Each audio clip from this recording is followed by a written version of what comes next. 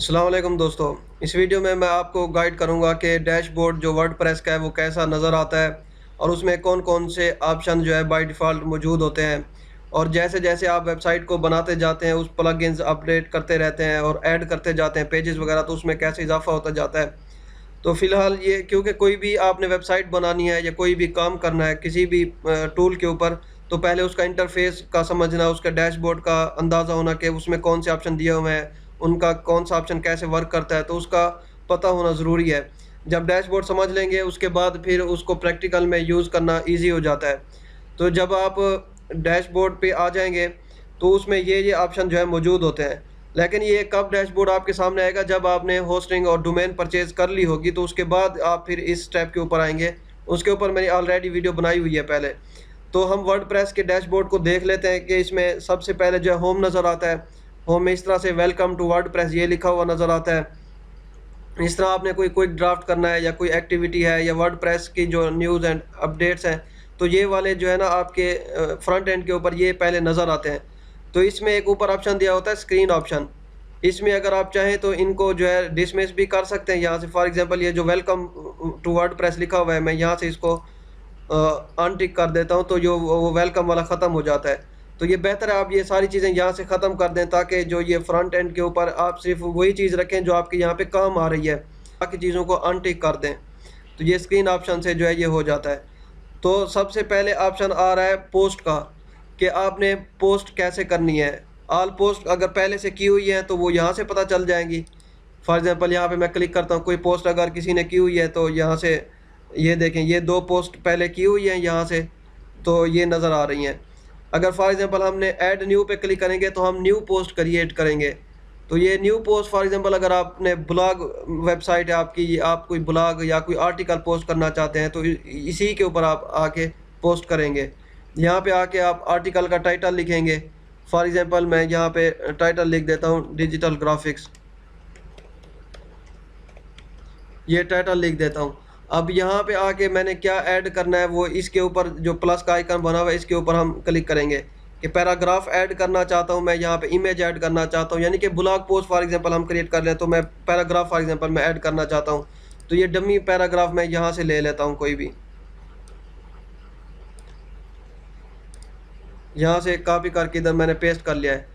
तो आप कोई भी से भी ऐसे जो आप लिखना चाहते हैं तो आप पहले से भी लिख के रख सकते हैं, यहाँ पे कॉपी पेस्ट भी इस तरह से कर सकते हैं। ठीक है। आप फिर इसको इंटर इंटर प्रेस करेंगे तो फिर ये नीचे एक और ब्लॉक ऐड करना है। अब फॉर एग्जांपल वो यहाँ पे आपने कोई इमेज ऐड करना है इस डिजिटल ग्राफिक्स से रिलेटेड। अब उसको हम अपलोड करेंगे। कोई भी इमेज आप पहले से उसके मुताबिक जो है आप बना के रख लेंगे अपने पास। तो इस तरह से हम इसकी लेंथ विड्थ को बड़ा कर सकते हैं। ठीक है। अब आपने जो आप आर्टिकल लिखना चाहते हैं, ब्लॉग लिखना चाहते हैं, उससे रिलेटेड फॉर एग्जांपल आप मोबाइल का कंपैरिजन करना चाह रहे हैं, तो मोबाइल की पिक्चर्स यहाँ पे ऐड करेंगे, ऊपर डाटा भी मोबाइल से रिलेटेड देंगे। ठीक है। फिर यहाँ पे आके इंटर प्रेस करेंगे तो फिर ये एक और ब्लॉग आप ऐड कर सकते हैं। इस तरह आपने कॉलम ऐड करना है या शॉर्ट कोडिंग वगैरह ऐड करनी है, हेडिंग ऐड करनी है। फॉर एग्जांपल मैंने हेडिंग यहाँ पे ऐड करनी है, हेडिंग के ऊपर क्लिक कर देता हूँ। यहाँ पे हेडिंग 2 आ रही है डिजिटल ग्राफिक्स में। फॉर एग्जांपल मैं फिर यहाँ पे कैनवा लिख देता हूँ। फिर मैंने प्रेस किया। अब कैनवा से रिलेटेड मैं कोई भी पैराग्राफ ऐड करूँगा तो इसी तरह से पैराग्राफ ऐड कर लूँगा, जिस तरह से ऊपर ऐड किया है। फिर इमेज ऐड कर लूँगा तो इसी तरह इमेज ऐड कर लूँगा। फॉर एग्जांपल मैं अगर कोई और फीचर्स आपने ऐड करना है तो ब्राउज ऑल के ऊपर फिर क्लिक कर देंगे। ये देखें, ये सारी फीचर्स अब आ जाती हैं। अब फॉर एग्जांपल मैंने कोई लिस्ट ऐड करनी है तो लिस्ट के ऊपर क्लिक कर लूँगा। ठीक है। ये कैनवा 1 फॉर एग्जांपल मैंने यहाँ पे लिख दिया है। ठीक है।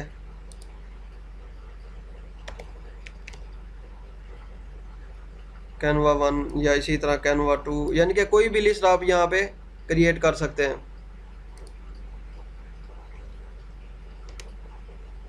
अब यहाँ पे फिर मैंने इंटर प्रेस किया तो ये फिर आइकन आ गया। अब यहाँ पे मैंने कोई भी ऐड करना है, फॉर एग्जांपल कॉलम ऐड करना है, तो मैं कॉलम के ऊपर क्लिक कर देता हूँ। अब कॉलम में ये पूछ रहा है कि आपने उसमें 2 कॉलम रखने हैं और उनकी जो है 50-50 की आपने वो रेशो रखनी है, या 3 कॉलम रखने हैं, या क्या रखना है।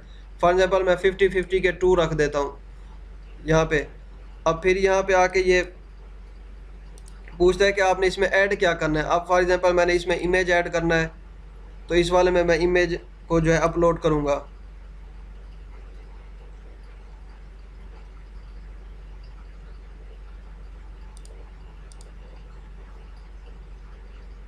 ये मैंने इमेज ऐड कर लिया है। अब इसमें मैंने क्या ऐड करना है, मैं इस इमेज से मुताल्लिक कोई पैराग्राफ फॉर एग्जांपल अगर मैंने ऐड करना है तो मैं कोई पैराग्राफ ऐड कर देता हूँ।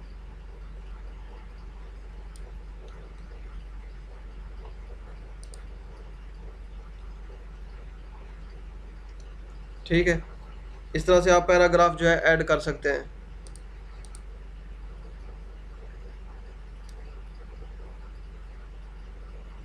इमेज को इस तरह से बड़ा छोटा भी कर सकते हैं और इसी तरह से उसके मुताबिक जो है आप यहाँ पे एडजस्टमेंट कर सकते हैं कि इमेज के मुताबिक आप यहाँ पे क्या लिख रहे हैं। तो इस तरह से एक पोस्ट जो है आप क्रिएट कर लेंगे। पोस्ट क्रिएट जब कर लेंगे तो फिर उस तरह उसको पब्लिश भी कर सकते हैं। यहाँ पे मज़ीद ऑप्शन सेटिंग्स आ जाती हैं पोस्ट के रिलेटेड कि आपने फ़ौरन इसको पब्लिश करना है या पब्लिश नहीं करना, लेट करना है, कौन सी कैटेगरी आपने बनाई हुई है उसमें इसको आपने रखना है, फिर टैग कौन से लगाना है इसके साथ ताकि ये जल्दी सर्च में आ जाए। फीचर्ड इमेज आपने कौन सा लगाना है। फीचर्ड इमेज जो यहाँ पे सिलेक्ट करेंगे वो फिर यहाँ पे ऊपर फ्रंट पे नज़र आता है। फीचर्ड इमेज फॉर एग्जांपल हम कोई सेट कर लेते हैं। फॉर एग्जांपल हम ये वाला फीचर्ड इमेज सेट कर लेते हैं। ठीक है, एक्सर्प्ट जो होता है ना, एक्सर्प्ट ये बोलते हैं कि आप क्रक्स कौन सा इस पूरे ब्लॉग का क्रक्स कौन सा है, तो उसका जो शॉर्ट क्रक्स होगा, उसका जो मेन चीज़ें होंगी वो आप यहाँ पे एक दो पैराग्राफ यहाँ पे लिख सकते हैं। ठीक है, तो इसी तरह फिर हम इसको बाद में वन बाय वन एक्सप्लोर करते जाएंगे जब पूरी एक वीडियो बनाऊंगा कि पोस्ट ब्लॉग कैसे क्रिएट करते हैं। फिलहाल मैंने आपको बताया कि हम जो यहाँ पे वर्डप्रेस का डैशबोर्ड हम देख रहे थे कि उसमें से हम इसको फॉर एग्जांपल पब्लिश कर देते हैं। ये पब्लिश हो गई। व्यू पोस्ट के ऊपर क्लिक करेंगे तो फिर हम व्यू भी कर सकते हैं इस तरह से इसको।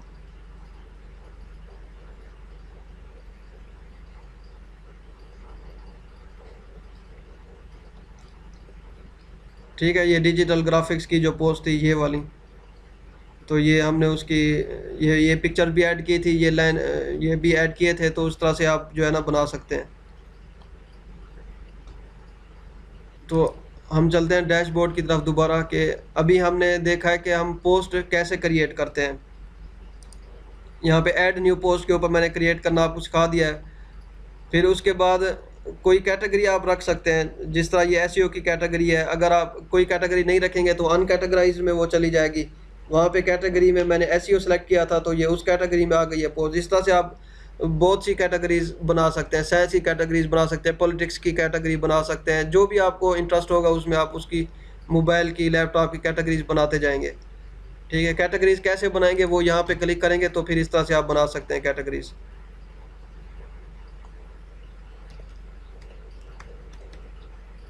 फॉर एग्जांपल ये वाली कैटेगरी जो है ना साइंस की मैंने बनाई है।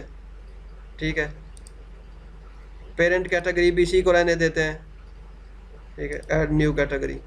अब ये कैटेगरी यहाँ पे साइंस की ये देखें ऐड हो गई है। इस तरह से आप कैटेगरी ऐड कर सकते हैं। वो साइंस की थी, अब मैंने पॉलिटिक्स की ऐड की है तो ये पॉलिटिक्स वाली में चली जाएगी। ठीक है, ये देखें ये मेन कैटेगरी। अब हम सब कैटेगरी कैसे बनाते हैं, फॉर एग्जांपल मैंने मोबाइल इमेज ऑप्टिमाइजेशन की फॉर एग्जांपल मैं बना देता हूँ। इमेज ऑप्टिमाइजेशन की बना देंगे। पेरेंट कैटेगरी हम सिलेक्ट कर देंगे एसईओ।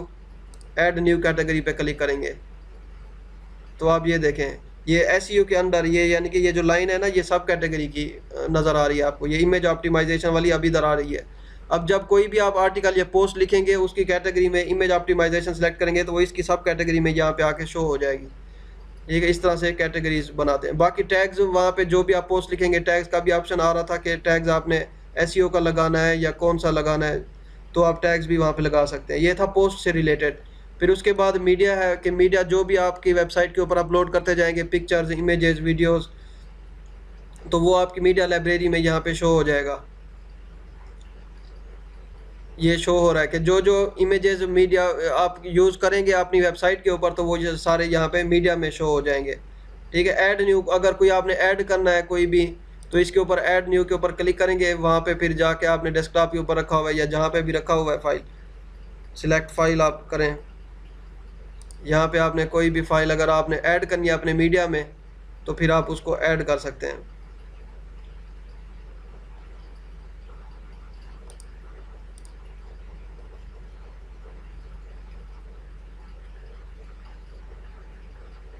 ठीक है, अब ये देखिए हम मीडिया की लाइब्रेरी में आएंगे तो ये पिक्चर वहाँ पे ऐड होगी।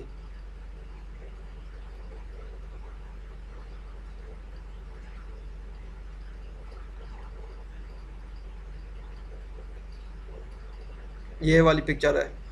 तो इसके बाद फिर हम देखते हैं कि पोस्ट हमने देख लिया, मीडिया को देख लिया, उसके बाद है पेजेस। पेजेस, ऑल पेजेस के ऊपर क्लिक करेंगे जो पहले से बने हुए हैं आपकी वेबसाइट के ऊपर, तो वो ऑल पेजेस नज़र आ जाएंगे।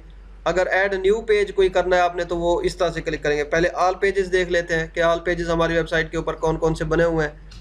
जब कोई टेम्पलेट आप यूज़ करते हैं उसमें पेजेस पहले से बने होते हैं। फॉर एग्जांपल उसमें जो मेन पेज बने होते हैं, होम पेज बना होता है उधर, जो भी आप टेम्पलेट यूज़ करते हैं उसमें, वो ब्लॉग के लिए होता है तो उसमें ब्लॉग का भी पेज बना हुआ होता है।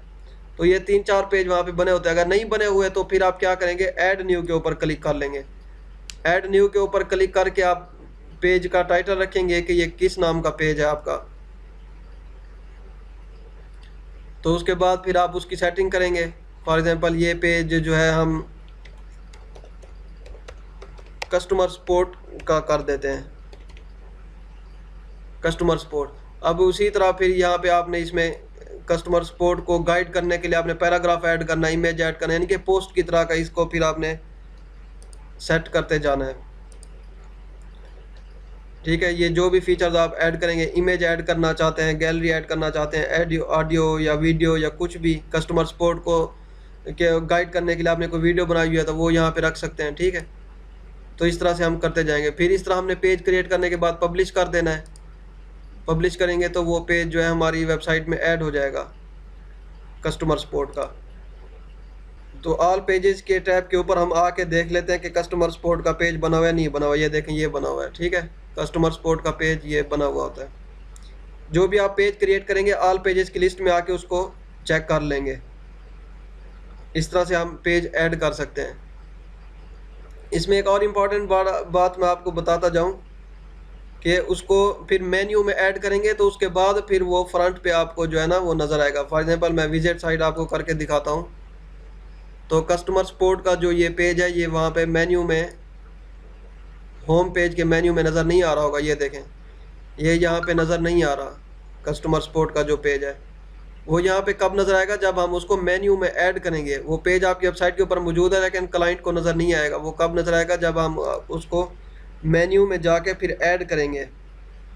मेन्यू में ऐड करने के लिए अपीयरेंस में आएंगे, फिर यहाँ पे मेन्यूज़ में आएंगे। हमने मेन्यू में इसको ऐड करना होता है। अब ये कौन सा हमने न्यू पेज बनाया, ये कस्टमर सपोर्ट का हमने बनाया, इसको ऐड टू मेन्यू कर दें। ठीक है, कस्टमर सपोर्ट का पेज अब ऐड टू मेन्यू हमने कर दिया है। तो अब जब हम जाके क्लिक वहाँ पे देखेंगे तो ये पेज हमें वहाँ पे मेन साइट पे अब नज़र आएगा।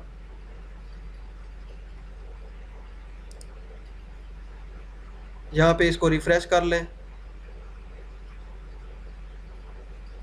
ये देखिए, अब कस्टमर सपोर्ट का पेज भी यहाँ पे नज़र आ रहा है।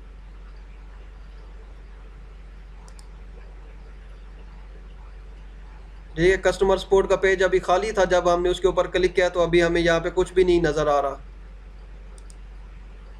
तो जब हम कुछ लिखेंगे तो फिर वहाँ पे वो कोई पोस्ट लिखेंगे, कोई ब्लॉग लिखेंगे तो फिर हमें वहाँ पे नज़र आ जाएगा।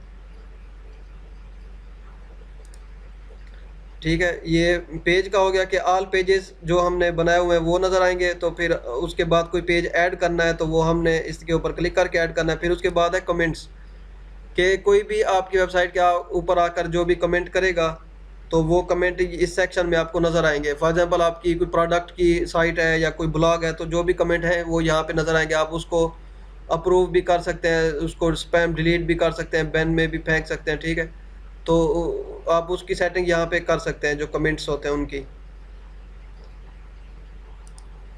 ठीक है। तो उसके बाद फिर ये कॉन्टैक्ट का टैब बना हुआ है कि contact, for example contact us का जो होता है पेज होता है, तो उसके ऊपर लोग आपसे कैसे कनेक्ट करेंगे, तो कॉन्टैक्ट फॉर्म इस पे लगाना होता है, कॉन्टैक्ट फॉर्म 7। तो वो फिर मैं आपको लगाना लेंथी प्रोसेस है, वो फिर किसी और वीडियो में मैं आपको सिखा दूंगा। ठीक है। कॉन्टैक्ट फॉर्म कैसे हमने जो है ना उसमें अपडेट करना होता है अपनी वेबसाइट के ऊपर। अच्छा, उसके बाद वो प्लगइन, ये प्लगइन जो है ये ऐड किया हुआ प्लगइन है। ये वो कॉमर्स का भी, ये प्रोडक्ट्स का भी, विश लिस्ट का, एनालिटिक्स का, ये तो ये जो है ना ये ऐड किए हुए हैं। तो अभी हम वो कॉमर्स की वेबसाइट नहीं बना रहे, तो फिर हम इसको अभी चेक नहीं कर रहे, क्योंकि वो कॉमर्स की वेबसाइट वो होती है जिसमें ये सेल परचेज भी होती है, फिर उसमें जो है ना ये कार्ट, विश लिस्ट, चेकआउट, ये सारी चीज़ें फिर उसमें डालनी होती हैं, उसमें प्राइस इंडिकेशन, ये सारी चीज़ें। फिर जब हम वेबसाइट क्रिएट करेंगे तो फिर ये वाला प्लग इन वो कॉमर्स का कैसे हमने उसमें इंसर्ट करना है, तो ये फिर मैं आपको गाइड करूँगा। ठीक है। मेन चीज़ होती है फिर प्लगइन्स। प्लगइन्स में इंस्टॉल्ड प्लगइन्स के जो प्लगइन्स हमारे पास इंस्टॉल होंगे वो सारी लिस्ट हमें यहाँ पे नज़र आ जाएगी। और फिर अगर हम ऐड न्यू करेंगे तो इसके ऊपर क्लिक करके सर्च करके ऐड कर लेंगे। प्लगइन आप सिर्फ उतने रखें जितना आपने यूज़ करने में, वरना आपकी वेबसाइट हैवी हो जाएगी और लोडिंग टाइम ज़्यादा लेगी। टू सेकेंड से ज़्यादा होगा तो फिर उसका बी ग्रेड चला जाएगा। तो इस तरह प्लगइन्स आप अगर सेम प्लगइन्स आपने रखे हुए हैं तो फिर आप उसको डिलीट कर दें। फॉर एग्जांपल मैं आपको यहाँ पे बताता हूँ कि ये SMTP का एक प्लगइन है, यहाँ पे एक्टिवेट किया हुआ है SMTP का। ये फिर दूसरा प्लगइन है SMTP का। ठीक है। तो ये सेम प्लगइन है ये, कि इसने जो है ना सिंपल मेल ट्रांसफ़र प्रोटोकॉल इसको कहते हैं। तो ये फिर एक और SMTP का, यानी कि सेम जो प्लगइन रखे हुए हो ना उसको आपने डिलीट कर देना है, सिर्फ एक ही रखना है। फॉर एग्जांपल फ्लुएंट SMT है या फिर इजी वर्ड है, ये वाला मैं डिलीट करता हूँ, तो यहाँ से क्लिक करके मैं इसको डिलीट कर दूँगा। ठीक है, वो डिलीट हो गया। तो आपने सिर्फ वही रखने हैं जो आपके काम के प्लगइन्स हैं। तो इस तरह इंस्टॉल्ड प्लगइन की लिस्ट हमें नज़र आ रही है। उसके बाद फॉर एग्जांपल हम देखते हैं कि ये मेल केयर प्लगइन्स और लाइट स्पीड कैशी प्लगइन्स, ये बहुत इंपॉर्टेंट प्लगइन है, ये करना लाजमी होता है। बाकी अगर कोई आपकी कॉमर्स से बिजनेस रिलेटेड वेबसाइट है, वो कॉमर्स हम ऐड करेंगे उसमें। अब प्लगइन ऐड कैसे करना होता है, तो ऐड न्यू के ऊपर हम क्लिक करेंगे। यहाँ पे आके फिर फॉर एग्जांपल हम कोई भी प्लगइन यहाँ पे सर्च करते हैं, किस्मेट का हम जो है ना एंटी स्पैम जो है ना उसको सर्च कर लेते हैं।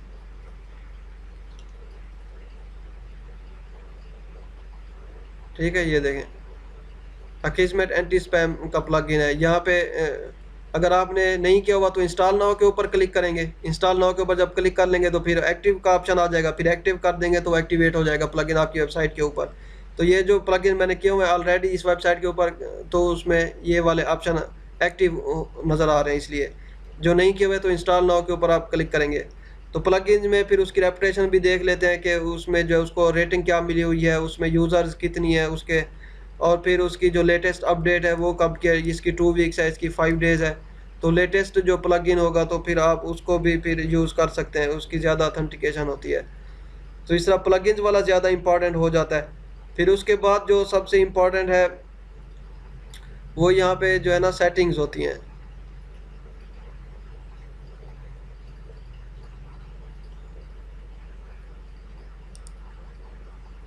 सेटिंग्स इंपॉर्टेंट होते हैं। सेटिंग्स में हम आएंगे, जो हमारी वेबसाइट से रिलेटेड सेटिंग है उसको हम देखेंगे कि हमने अपनी वेबसाइट का नाम क्या रखना है। नाम आप कोई भी चेंज भी कर सकते हैं, कोई भी नाम। टैग लाइन क्या रखनी है जो हमारी मेन वेबसाइट के ऊपर नज़र आएगी, ठीक है, वो हमने क्या रखनी है। तो मेंबरशिप हम इसको ओके कर देंगे अगर हम चाहते हैं कि लोग आके वहाँ पे अपना अकाउंट बनाएं और सब्सक्राइब करें। तो यहाँ पे टाइम सेट करेंगे, इस तरह डेट फॉर्मेट सेट करेंगे, टाइम फॉर्मेट सेट करेंगे। ठीक है, फिर सेव चेंजेस पे क्लिक कर देंगे। ये जनरल सेटिंग हो गई। फिर उसके बाद राइटिंग की सेटिंग हम देख लेते हैं कि हमने हमारी वेबसाइट की राइटिंग सेटिंग जो है ना वो क्या होनी चाहिए।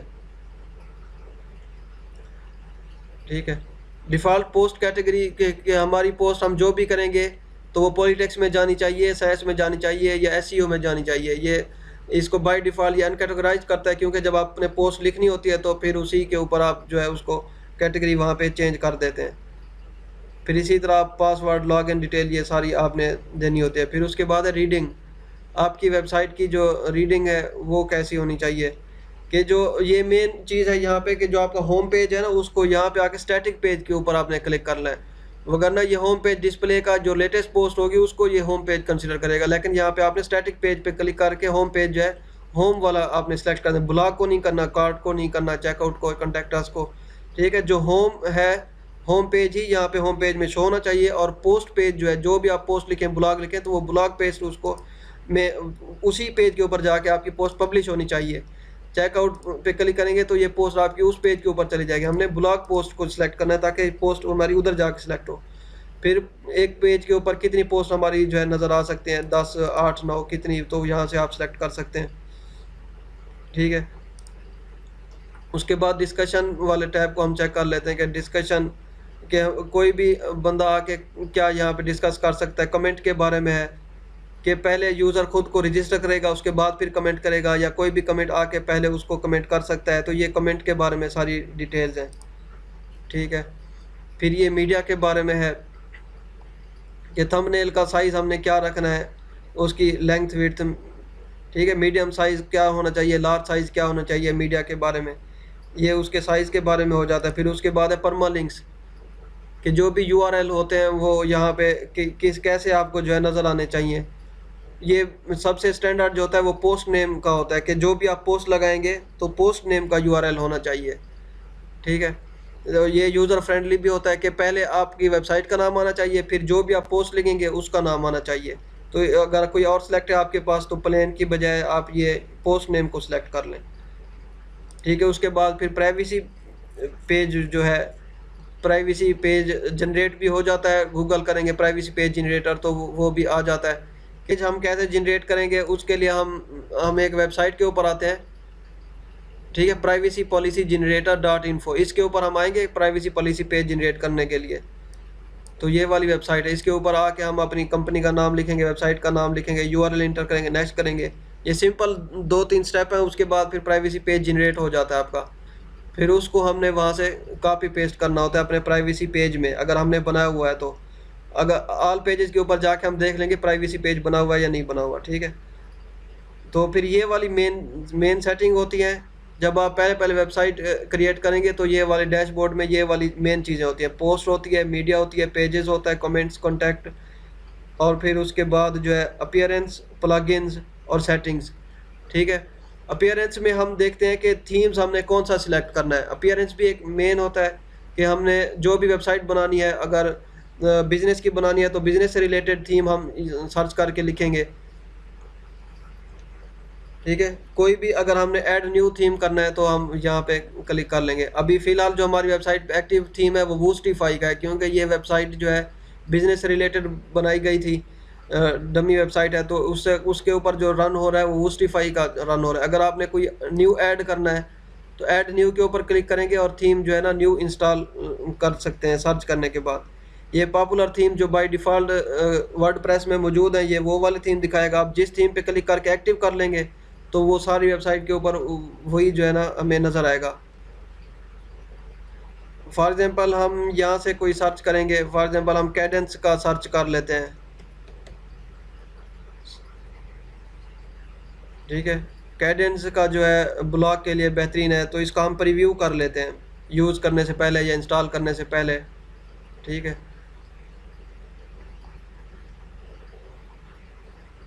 तो इसमें ये इस तरह से हम फिर चेंजेस करते जाएंगे।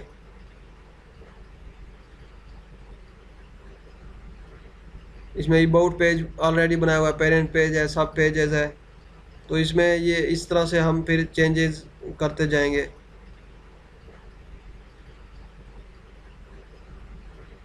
इसमें अबाउट पेज ऑलरेडी बनाया हुआ है, पेरेंट पेज है, सब पेजेस है। ठीक है, उसकी कैटेगरीज दी हुई है। अगर हमने ये कैडेंस का यूज़ नहीं करना, हमने कोई और यूज़ करना है, फॉर एग्जांपल न्यूट्रिशन से रिलेटेड, यानी कि कोई प्रोडक्ट से रिलेटेड है अगर हमारा, तो वो हम सिलेक्ट करके देख लेते हैं उसको।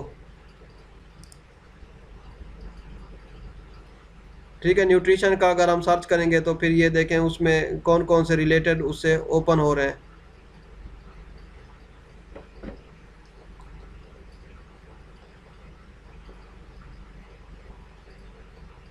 ये मार्शल आर्ट से मुतालिक है, ये जिम से मुतालिक है, ये ऑर्गेनिक डाइट से मुतालिक है।